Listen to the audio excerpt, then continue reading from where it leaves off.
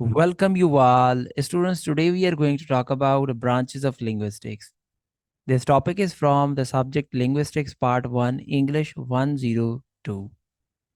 This is our third lecture. We already have conducted two lectures in this our lecture series program. Today, let's begin our this topic. Branches of linguistics. Let's understand that we already have learned about language and how we are going through these branches of linguistics. Linguistics is the science of language. That is what we have learned. It is a subject whose practitioners devote their energy to understanding why human language is the way it is. They study the history, acquisition, structure, and use of as many languages as possible. It means to say practitioners, they devote their energies, mean to say they work upon how human they use their language. They are talking about the history of language, how language has been learned, a structure of language, and many possible questions how language is been used. Linguistics covers a wide range of topics and its boundaries which are difficult to define. So here when we say branches of linguistics, it's very difficult to define the boundaries because it is our linguistics has a variety of studies or a vast area to be learned. Following are some of the areas of linguistics, and the areas of linguistics basically are divided into two areas, micro linguistics and macro linguistics. So let's begin the very first type of linguistics, that is micro linguistics. Micro linguistics, it is the inner circle of linguistics, includes phonetics, phonology, morphology, syntax, semantics, and pragmatics. This inner circle, it is also known as areas of linguistics because this is within linguistics what we study. On the other hand, there is another area of study, and that is macro linguistics. Macro linguistics is the study of the outer circle of linguistics or branches of linguistics. It includes psycholinguistics, sociolinguistics, applied linguistics, literary stylistics, etc. So this is actually outer circle in which we study other branches of sciences along with linguistics, mean to say, for example, psycholinguistics. So we study psychology plus study of language. Sociolinguistics, we study sociology and linguistics. So here, when we are talking about branches of linguistics, we must understand and learn macrolinguistics. So let's begin our all the branches of linguistics one by one. Number one, psycholinguistics.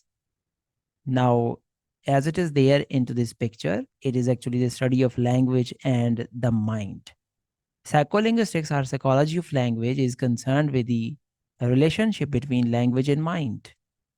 So we study about how language is being processed in mind or in the speaker's mind. It is about production, comprehension, and acquisition of language skills. So these are very essential words. When we say psycholinguistics, we are concerned with the production of sounds. We are concerned with how language has been comprehended and how our language skills are acquired, how language is learned. Psycholinguistics conduct research on speech development and language development and how individuals of all ages comprehend and produce language. So, our concern in psycholinguistics is how speech is been developed by individual speakers. And what is the role of memory? What is the role of mind? So, how it has been produced and comprehended. So, this is how and what psycholinguistics is. Now, this definition is taken from one of my favorite books I usually use for understanding different terminologies in linguistics, and that is Longman Dictionary of Language Teaching and Applied Linguistics. And according to this dictionary, psycholinguistics is the study of the mental process that a person uses in producing and understanding language. And it means to say the mental process while we are using a language. For example, I have been speaking right now.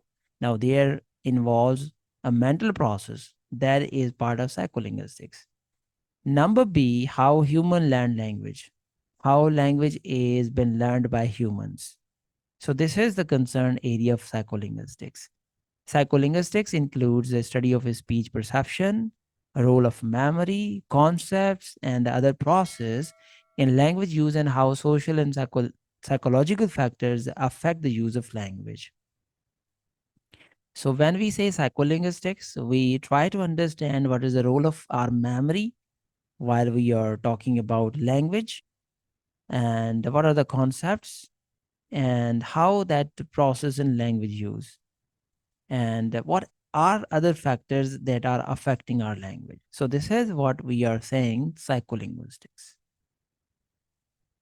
Here is another branch of linguistics that is known as sociolinguistics. Within this study, as it is there into this picture, sociolinguistics is the study of language in human society. That what is language and how humans they use a language. Look it into this picture. If we analyze that how different people they are coming across with different greetings, the study of language in relation to social factors, that is social class, educational level and type of education, age, sex, ethics and region, etc. It means to say there are various factors in social class, in society, that are involved when we are learning a language.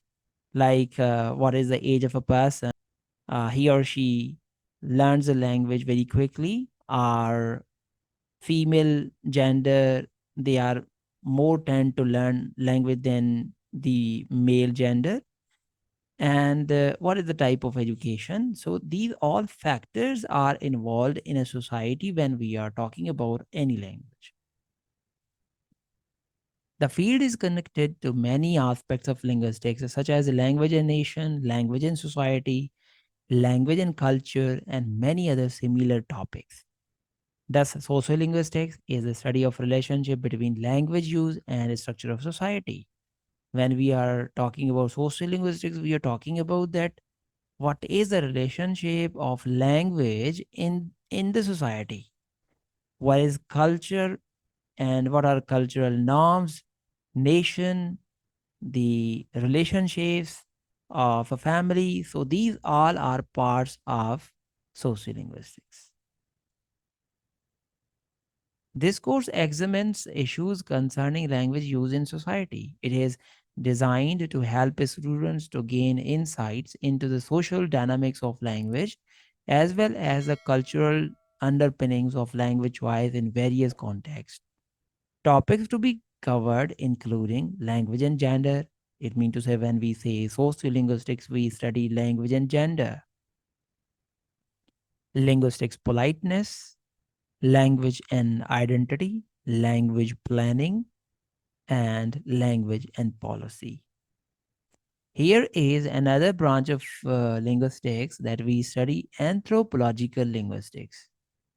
Anthropological linguistics is a branch of linguistics which studies the relationship between language and culture in a community, its traditions, beliefs, and family structure. So, within anthropological linguistics, we study language and culture in a community. So, what are the traditions? What are beliefs? How people they think? Family structure. What is family structure? And how and what names are being used in family. So, this is anthropological linguistics. For example, anthropological linguists have studied the ways in which relationships within the family are expressed in different cultures, kinship terminology, and they have studied how people communicate with one another at certain social and cultural events. Example as ceremonies, rituals, and meetings. And then related this to the overall structure of the particular community. Some areas of anthropological linguistics are closely related to areas of sociolinguistics and the ethnography of communication. So kinship terminology is part of anthropological linguistics because in different cultures or in cultural communities, people they use different kinship names or even they have different ceremonies, rituals. For example, in Islamic culture, there is the word namaz. Now, this name doesn't exist in other cultures. Certainly, even if we are speaking English, we have to use this name. So, certain words or certain ritual names in certain cultures, and we are putting those cultural words in another language, in foreign language, like in English. So, that is studies is actually anthropological linguistics. Here is another example. For example, these two people are discussing about a dog who is using this laptop. They are giving name to this dog. She's a PowerPointer. Mean to say, they are making a satire and irony over this dog who is using this laptop. So this is the part of anthropological study. Students, here is another branch of linguistics, and that is literary stylistics. So literary stylistics is actually study of the style plus linguistics. Is style writing style, I mean to say, or language style. The study of variation of language, the use of language in communication, has also led to new ways of studying literary texts and nature of literary communication. The style of religious sermon, the style of a sports commentary. So, sports commentary is totally different than religious sermons. For example, Jummah khutbah, that is very different, or the recitation of the Holy Quran, that has a very different style in language. So, that difference or different styles, and its study is actually literary stylistics. Person's distinctive language habits are the set of individual characteristics of language use. So different people they have different habits, in different ages. Language has or literature has different characteristics. Set of group of people at one time. For example, Samad's style, etc. Samad's writing style or Elizabethan writing style we usually discuss in the history of English literature. So these are a few examples of literary stylistics. Here is another branch of linguistics, applied linguistics. And within this study, traditionally the primary concern of applied linguistics has been second language acquisition theory and pedagogy. What is pedagogy? Pedagogy is actually the method and practice of teaching. So, applied linguistics is actually concerned with how language is learned in class, especially when we are talking about second or foreign language. For example, for us, for Pakistani or Indian people, English is a second language. So, how second language is been acquired in class, and what are the easier methods to learn a language in class, and what are the methods for teaching? Could a teaching be improved with a passage of time? So, these are a few questions. Their answers is actually the part of applied linguistics. The study of second and foreign language learning and teaching. So, foreign language learning and teaching is actually the area of applied linguistics. The study of language and linguistics in relation to practical problems such as lexicography, etc. So, how dictionaries are made up. So, traditionally, the primary concern of applied linguistics has been second language acquisition theory and pedagogy. Applied linguistics is used to know about language, how it is learned and used in order to achieve some purposes and solve some problems, such as acquisition, assessment, culture, ideology, media policy, research methodology. This is the definition of Wilkins. So here I would like to make it very simplified as it is there into this picture that whenever we are discussing second language in class or for the teaching purpose, we are using applied linguistics. Here is another branch of linguistics that is called discourse analysis. As picture is given there, and there is a discussion and they are solving a puzzle. So this is actually how, and they are actually making discourse analysis. Discourse analysis is the branch of linguistics that deals with the study of approaches to analyze written, spoken signed language, or any significant semiotic event. It means to say any significant, meaningful event or event related to any symbol, right? So this in this approach, we are analyzing a written text. For example, what is written in the text, we are choosing the words or how the author has chosen words in his novel, in his story, spoken signed language. So this is actually the part of discourse analysis. They study how sentences in the spoken and written languages form larger meaningful units such as paragraphs, conventions, interviews. So how the written languages, sentences, they are making the larger paragraph. We are analyzing paragraphs, conventions, interviews, analyzing interviews. So this is actually part of discourse analysis. Here is another study, which is the branch of linguistics, that is forensic linguistics. So forensic linguistics is actually language and law. So when we talk about language related to law, that is actually forensic linguistics, because here we are not talking about the language which is used in the law.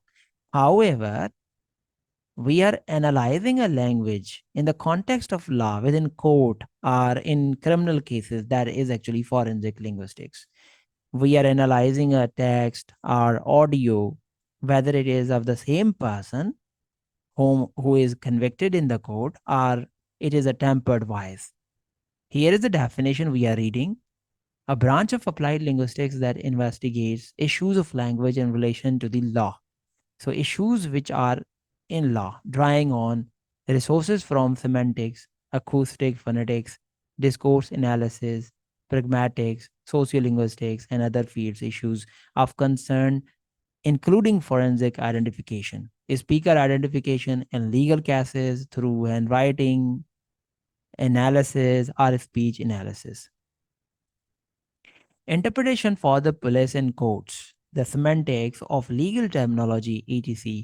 Example, the legal meanings of murder, manslaughter, homicide, the discourse of policy, interrogations, and legal proceedings, accent discrimination, and the problems faced by non native speakers and members of minority speech communities when dealing with the judicial system.